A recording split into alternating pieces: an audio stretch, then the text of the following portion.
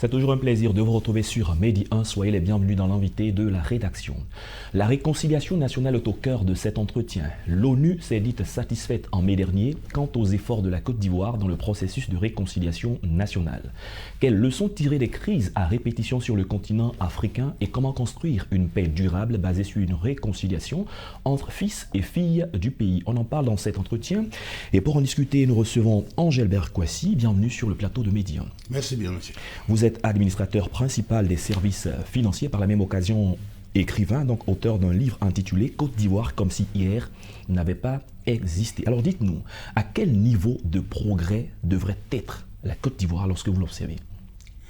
Bien, ce serait prétentieux de dire comme ça à tout le go que la Côte d'Ivoire devrait être à tel niveau. Okay.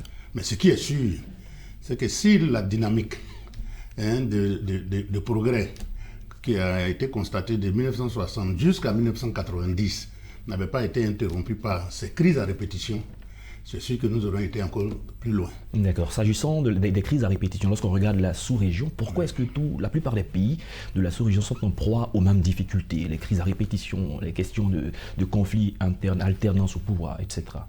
Quand vous écoutez ce qu'on appelle de plus en plus les panafricanismes, c'est pas maintenant que ça existe, ça existait depuis avant les indépendances, Kwame Nkrumah et un certain nombre de vieux leaders qui parlaient déjà du panafricanisme. Quand on les écoute de plus en plus, on se rend compte que la plupart des chefs d'État que nous avons, ce ne sont pas ceux que les peuples ont voulu, c'est ceux que l'Occident a voulu qu'on ait pour pouvoir défendre leurs intérêts. La situation a changé. À l'époque, c'est les colons qui agissaient dans nos pays sous la colonisation, qui organisaient la vie de chaque pays. Et même là encore, à cette époque, on utilisait déjà nos propres frères contre leurs frères. Aujourd'hui, le système n'a pratiquement pas évolué sensiblement. On est passé de la situation coloniale à une situation post-coloniale, mais qui en fait n'est pas véritablement post-coloniale, puisqu'on a encore tous les germes, tous les éléments, tous les ingrédients de la colonisation qui sont là, la monnaie, les chefs d'État, et puis puisqu'ils ne sont pas là pour défendre les intérêts des populations, une fois que les populations sont excédées du comportement de ceux qui sont censés être leurs défenseurs, mais bien entendu, on débouche sur des crises quand ce n'est pas des coups d'État. C'est des guerres, on manipule les populations, on dresse les uns contre les autres par rapport aux religions, par rapport aux ethnies, par rapport aux régions. Et puis, c'est ces messieurs qui n'ont pas grand-chose à nous proposer. Ils tirent leur satisfaction de voir qu'ils ont mis des personnes cogner leur tête. Et puis ils disent, voilà, quand on vous dit que ces Africains, ils ne peuvent rien faire, on ne peut même pas les laisser 2 minutes. Chaque fois qu'on les laisse, on tourne la tête, quand on revient, ils sont en train de se battre. Alors que tout ça, c'est eux qui alimentent, c'est eux qui entretiennent, et c'est eux qui font que nous sommes toujours là. Mais bien sûr, avec la complicité et la participation très active de nos propres parents. On n'oubliera pas le cas de la Libye, juste pour ne citer que cet exemple. Parlons un tant soit peu du dialogue avec l'actualité entre le Mali et la Côte d'Ivoire, avec la question des 49 soldats. Est-ce que le dialogue ne serait véritablement pas l'âme des forts, comme on le dit? Vous savez, le président Houphouët-Boigny disait que chaque fois qu'il y a un conflit, il faut toujours aller au dialogue. Parce que dans tous les cas, on y reviendra. Mais dans des conditions plus difficiles, où la méfiance s'est installée, les rancœurs ont grandi, beaucoup de mal a été fait. Donc, nous sommes, le Mali et la Côte d'Ivoire sont des pays, c'est pas moi qui le dis, c'est les faits de tous les jours qui nous démontrent que c'est des bons voisins, c'est des pays amis, comme on le dit.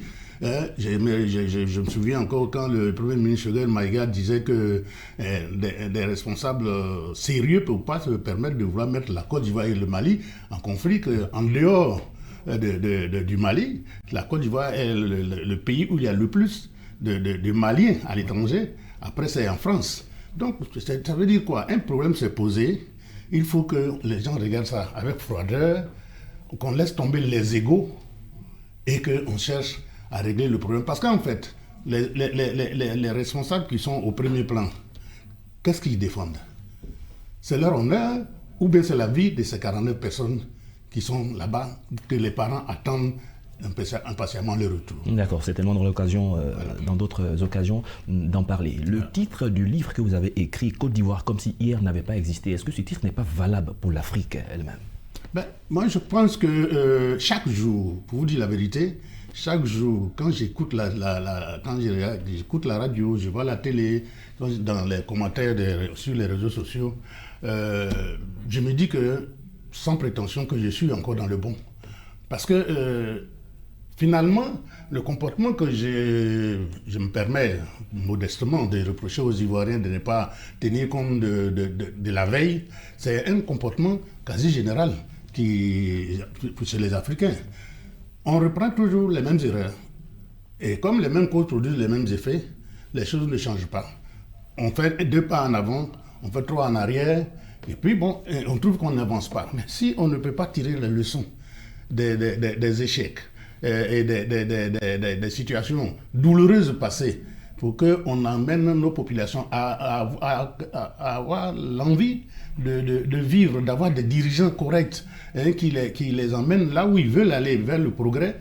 Mais si on ne peut pas tirer de leçons, c'est toujours comme si elle n'a pas existé. S'agissant de la réconciliation nationale, beaucoup de personnes estiment qu'entre populations, il n'y a vraiment pas grand problème et que c'est au niveau des grands, au niveau des politiques qu'il y a des difficultés. Il y a un ministère de la réconciliation en Côte d'Ivoire, il y en avait un au Mali.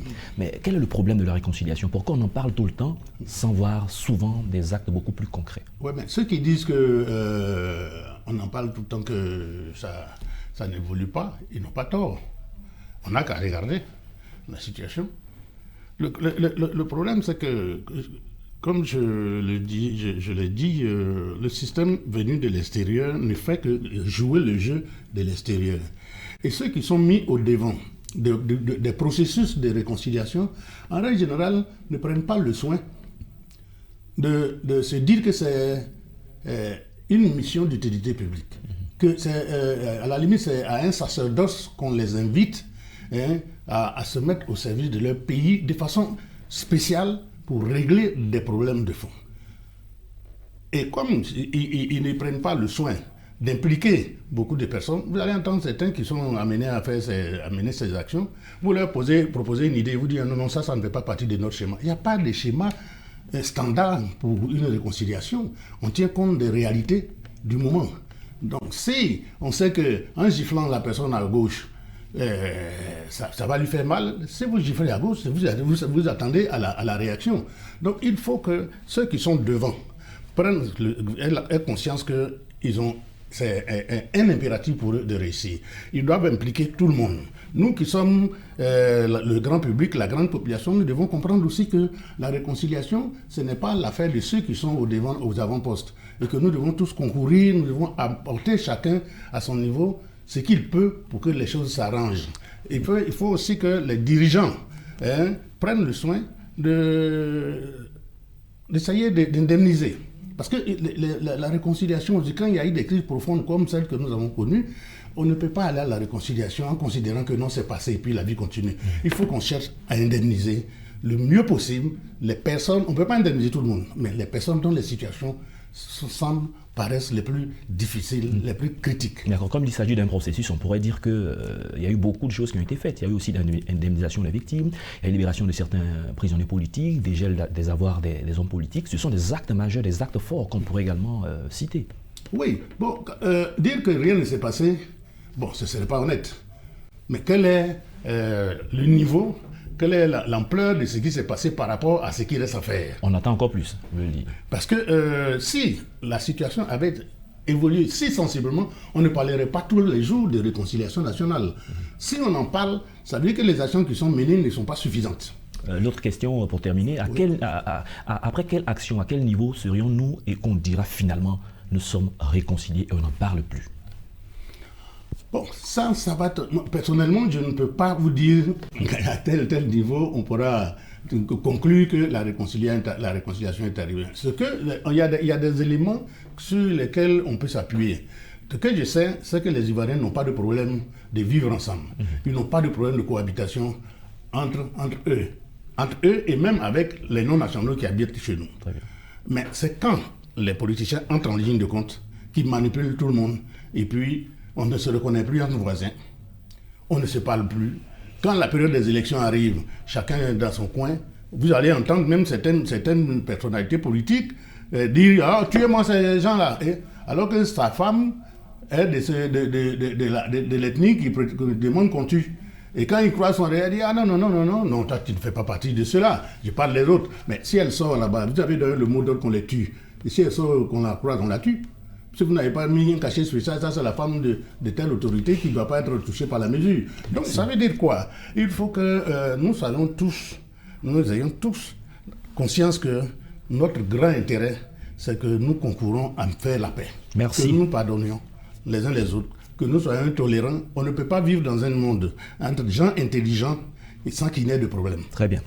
Monsieur Angel Berkwasi, c'est sur ces mots que nous allons mettre un terme à cet entretien. Vous êtes administrateur principal des services financiers, par la même occasion écrivain. Avec vous, nous avons parlé de réconciliation et de développement en Côte d'Ivoire et dans la sous-région. Merci d'être passé sur notre plateau. Je vous remercie infiniment. C'est la fin de cette émission. Merci à tous de l'avoir suivi. Bonne suite de nos programmes sur Média 1.